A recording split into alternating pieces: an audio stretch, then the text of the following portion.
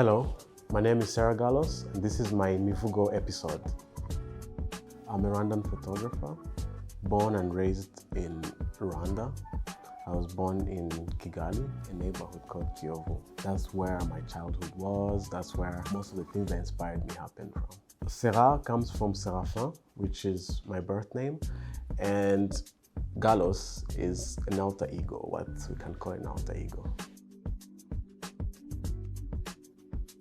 Well, an average day for me looks like a very chill day. I love to spend time alone. I live by myself. I like to wake up early, meditate. I have an app that helps me meditate in the morning and see my dogs. I have 2 dogs that I love so much. So my morning is really chill. It's more thinking, reading, meditating, petting the dogs, checking what's online. It's more of a chill day until around 7 in the morning. That's when I do some workouts for a few minutes, take a shower, and my office is at home, so I start working at home in the morning by 7:30 or 8. When I was growing up, I tried many things and I thought I was gonna be a professional dancer. I have been to concerts, I've been to many stages dancing, so I thought this was going to be my path. And then I started hanging out with musicians. Then the dancing part moved to singing. So I started singing. I started performing as well in many schools. That was in high school, and my life changed. I was like, you know what? I'm gonna stop dancing. I'm going to be singing. So I started working with many artists, singing on their music. I enjoyed that phase. And then I saw a camera. When I saw a camera, before that though, my parents had a small camera, which I have used before, around when I was 7 years, which is the first picture I've taken, 7 years, when I was 7 years old. But then I did not really care much about photography. So I did all those things until I saw a camera. When I saw a camera, I started taking pictures, and since that time I was obsessed with photography. Something I can't live without it's a camera. So I'm always with my phone. Now smartphones have nice cameras. I take so many pictures with my phone. So looking at it, something I can't live without is a camera where I can capture something that I see.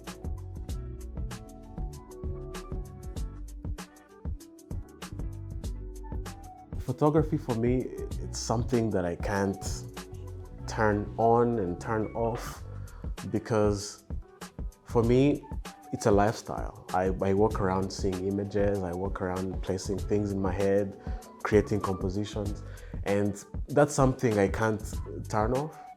But what I can turn off is the other work that comes with photography, which is editing, which is logistics, which is equipment, like knowing what kind of equipment is needed for a type of work. So that I can turn off. And sometimes it gets too much because you have assignments to do. I have places to be, and sometimes it can be overwhelming. So what I do in my time to relax is to take a deep breath, hang out with people I love. I love deep conversations. So I love hanging out with people and sharing deep stories. And I have good friends who offer me that room. And for me to relax, that's what I go to. The activities I love to engage in to relax, I love dogs. I love animals. So I spend time with my dogs and hang out. While I'm doing that, I'm listening to music. I love music. I love all kinds of music. Mostly, I like to hang out with friends. I love deep conversations. I have conversations with my friends that inspire me, that help me relax about different topics. And I'm grateful for my friends because they offer me that platform where I can express myself, where we can laugh, where we can learn more about life together.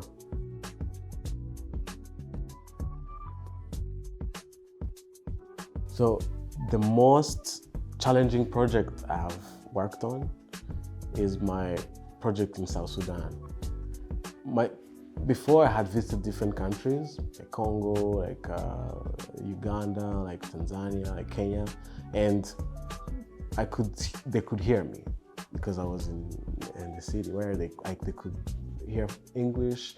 In Congo, they could hear French. So I was able to express myself. So my work depends on the connection I make with people, how the environment looks like, how we are connected.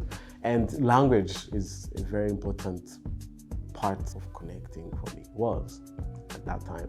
And when I was going to go in South Sudan, I was really stressed out because I was going to go in a village where there is internally displaced refugees. They speak their local language. So it was a challenge for me because I was thinking, how am I going to create this kind of pictures that I want, where I need to connect with people, because my pictures depend on human emotion, they depend on the genuine the environment. So it was a challenge to think about how I don't speak the language, they don't speak English.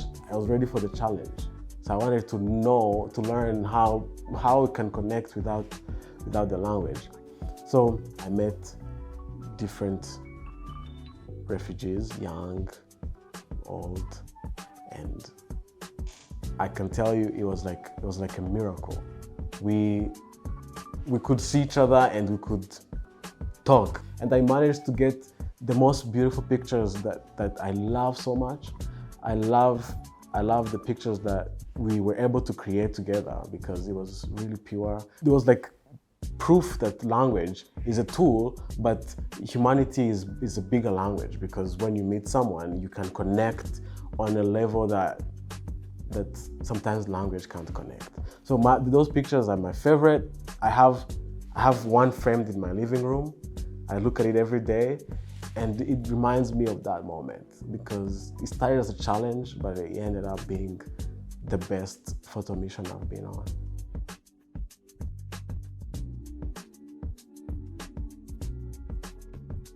So as someone who consumes a lot of visual work, I look at many pictures a day. I see many photographers, what they're doing around the world. I see what legends like masters of photography have done, and I compare the art that I'm trying to pursue, that I love so much. So comparing it to how Rwandans perceive it, for me, I would say the older generation knew how to value pictures. They could be inspired and take their own picture in their own style. That's how we get to see the poses that our parents used to take, because they would just go with the inspiration. They did not see it on Pinterest, they did not see it on Instagram. They would just flow with, if they say photographer, they know how to pose. That's how we managed to have these iconic images.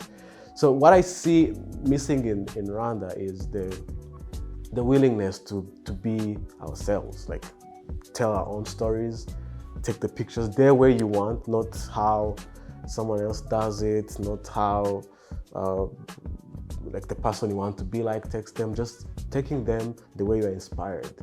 What I would encourage Rwandan photographers or anyone who's pursuing the art of photography in Rwanda is to be themselves, get their voice out there. Whatever they feel like they want to show, they should show that.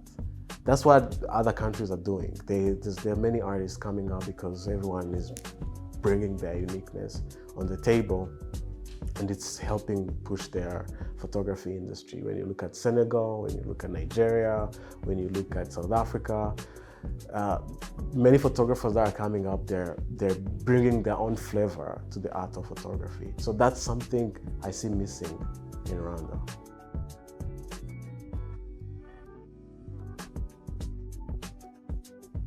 That's a good question, and it's an important question. So for me, I don't do photography to be the best in Rwanda. I do photography because I love the art. I love the art of capturing moments, of creating something that will stand the test of time.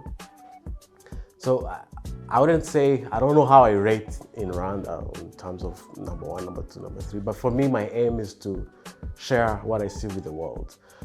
I want to go as far as I can to express myself creatively, show the world what I see in people, show the world that there's more beauty to be explored in the world, there's more people to meet, there's great souls around us. So that's my aim. So my pictures aim to tell a story and to show beauty in people and to express how I see the world. So I really don't know how I rate in Rwanda. I don't know how I can answer that.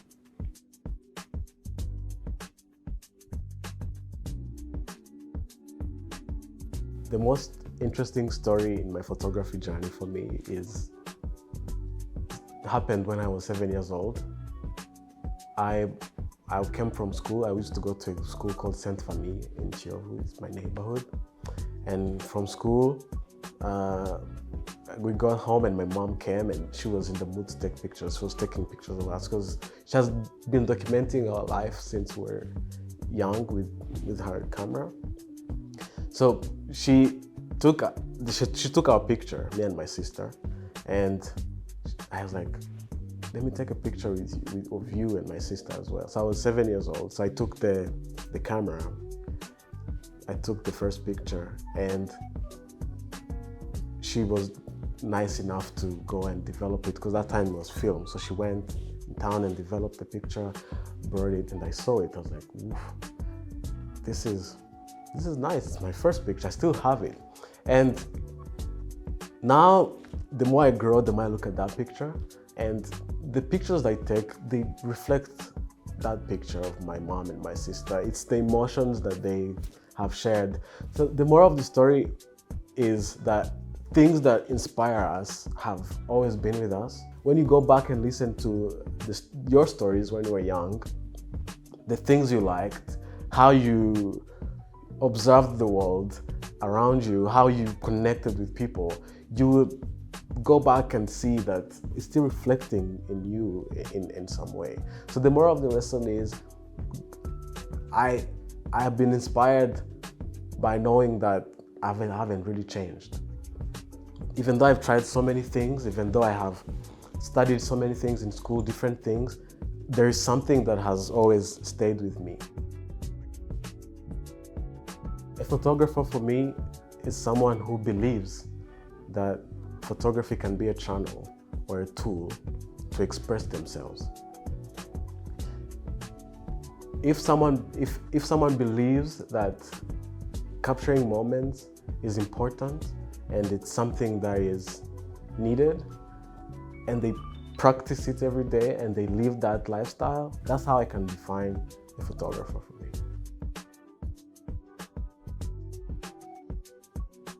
One thing I wish I knew before starting photography is that I should save all the images that I have taken, because I'm realizing that it's important to keep the old work, keep your growth, keep a track record of your growth through your art.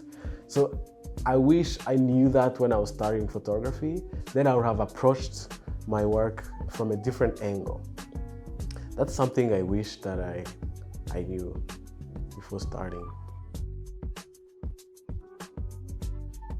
My advice for beginner photographers is to start where they are, use what they have. Start taking pictures with their phones, because most smartphones have decent cameras. And look for their voice, look for what inspires them, take those pictures, put your work online, on Instagram, Twitter, or anywhere that there's a public platform for people to see your work.